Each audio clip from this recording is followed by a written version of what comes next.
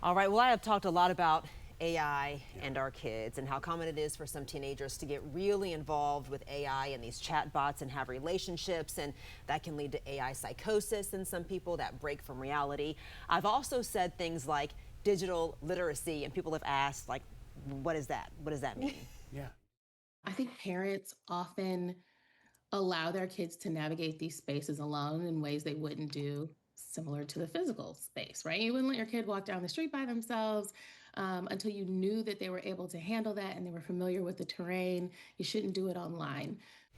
Yeah, so it's like telling your kids not to talk to strangers, then letting them play a game online where they talk to strangers. So that's a friend of mine. She has a free online course to help parents teach their kids digital literacy. It is called Raising Digital Natives. You can find it at raisingdigitalnatives.info. This will help you jumpstart those conversations that you should be having with your kids and help them understand that critical thinking is necessary when they're online, whether it is AI or social media. When do we start this conversation? Immediately. The moment that they can use it, the moment that they are engaging with it, you should be talking about what are the boundaries and how they should be thinking about the use. And a lot of that is through talking through how you use it.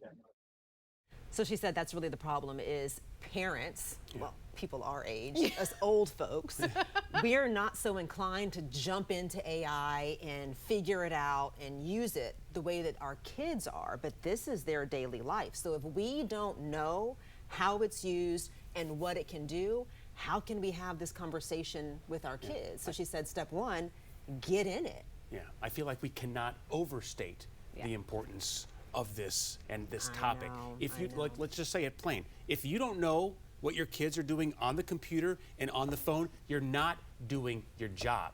You got to know everything. You do, unfortunately. Yeah. And that can be really overwhelming for some parents because, you know, we all just have so many things and it feels like one more. But I really appreciate you also providing these resources for parents because sometimes you're like, Where do I you start? Yeah. So yeah. that's really, really helpful information.